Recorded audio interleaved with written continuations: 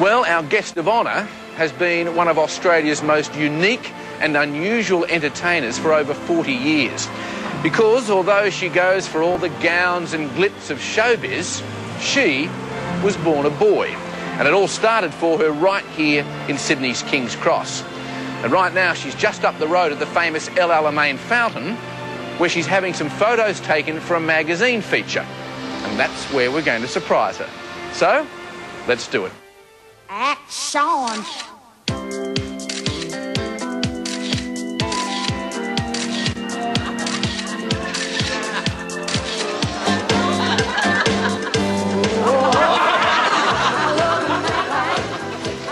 It's quite a pose, Carlotta. Was this a setup? This is all a setup. Carlotta, this is your life. You're appearing somewhere tonight, aren't you? Yes, at a corporate show, I was told. Is that right? Oh, okay. This is your life. No corporate show. Thanks for being a good sport. Thank you. You're going to enjoy the show and catch up with a lot of old friends. Yeah. Oh, where'd you find them? In the what? In the where? In the archives.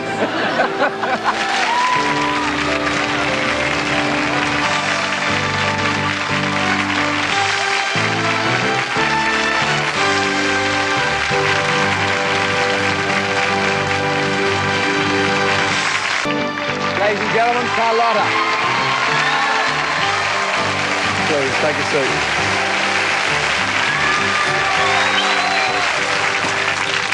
Carlotta, you're born Richard Lawrence Byron on the 2nd of September 1943 in Sydney. Your mother, Evelyn, is an escort for the American Red Cross, and because of her open and easy lifestyle, the identity of your father still remains a mystery. To your mum, you're an unwelcome arrival. And when you're 4 months old, it's a blessing, in one way, when she leaves you in the care of Hazel Roberts, who raises you. You and Hazel are so close that she is the one you call Mum. And here's Hazel now, along with her daughter, your surrogate sister, Jacqueline.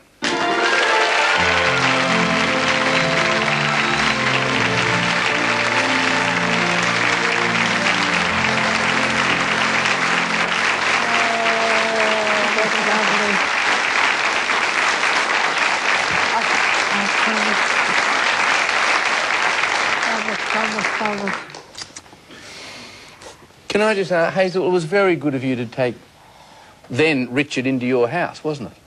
Oh, I loved him, so why shouldn't I take him into the house? Just a lot of kids She used to give together. me the best wax.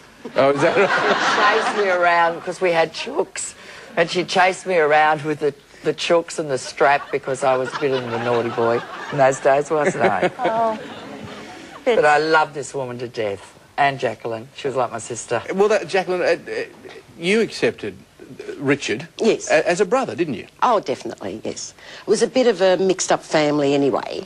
And so, wasn't it? What do you accept me as now? Still Well, Richard. it takes a while, but probably a sister. Spoiled? Oh, spoiled, yes. Never had to do anything. Ever. Never had to do anything. No, being the baby. I used to feed the chooks. Ah, yeah, but so what? Who used to kill them? That's where Not I think. you. That's where I think I started, because I started playing with the feathers. She wishes. So it's your fault. Thank you. Thanks, Jacqueline. Okay. Thanks very much, Hazel. See you after.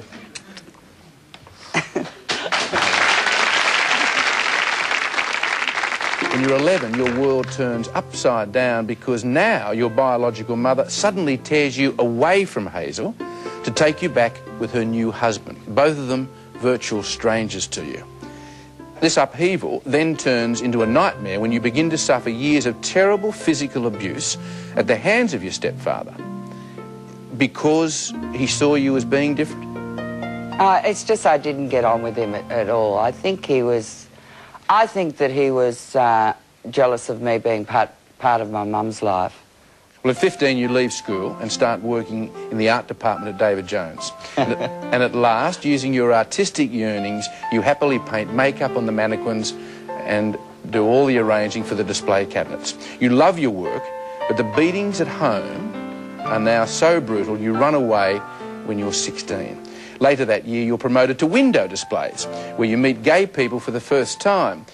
It's 1960, you're 17, when you start taking female hormones and adopt the nickname Carol.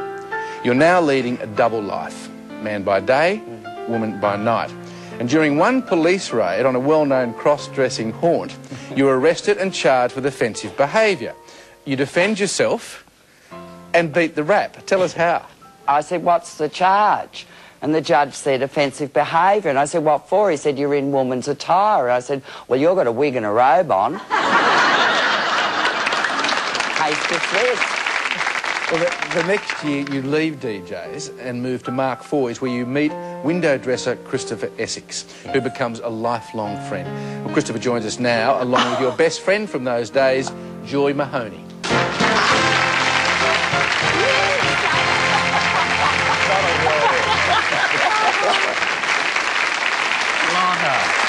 Oh, baby. Don't cry.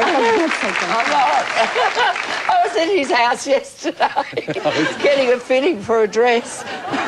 We didn't blow it. And this is like Jacqueline, this is like another sister to me. We've been so close for years. 40-odd. 40, well, you didn't have to say that. Odd. 40-odd. Christopher, I can start with you. Carlotta opened a whole new world up. Sure, to you, sure. didn't she? One of my favourites was a Christmas at Mark Foy's 1960, 61, I'm not too sure.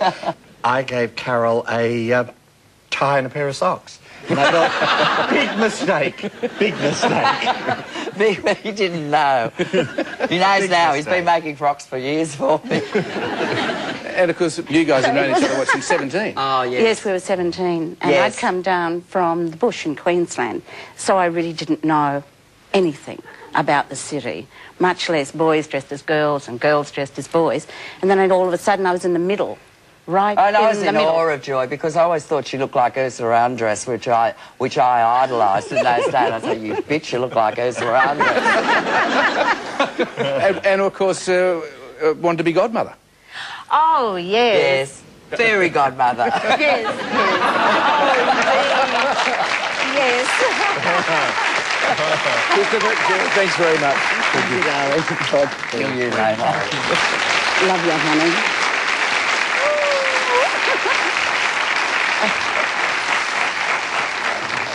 In the early 60s, the dance craze, the twist, takes the world by storm, and you are a natural. Now, as a boy and a girl, you can do both. In fact, you are so good, you win both categories in a twisting competition at a Chubby Checker stage show. True? yes, I won both, but Chubby Checker's never spoken to me since. What was his reaction? Well, because he came up and I was back as dressed as a boy and he said, where's that beautiful sister? And I said, it's me. And he said what? He never spoke to me since. Well, it's true. Please join us after the break as Carlotta becomes the undisputed Queen of King's Cross. What a great night for you and a well-deserved honour. You are a wonderful talent, an extreme beauty, and I'm really very envious of you. And I want to ask you a favour. Do you think you and I could do a musical? I'm ever so sorry, but I'd have to play the leading man. Chookers, love you. Bye-bye.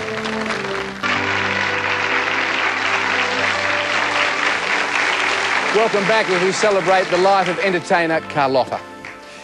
Carlotta, you're 18 in 1962 and entrepreneur Lee Gordon invites you to perform in drag at a King's Cross club. You're petrified of the crowd, but after the first song, you're hooked and realise you are destined for the stage. But you need a more exotic name, and that becomes Carlotta in honour of a Mexican princess. The shows are so successful, the troupe moves to a club dedicated purely to drag shows. It's called Les Girls, and you are its star.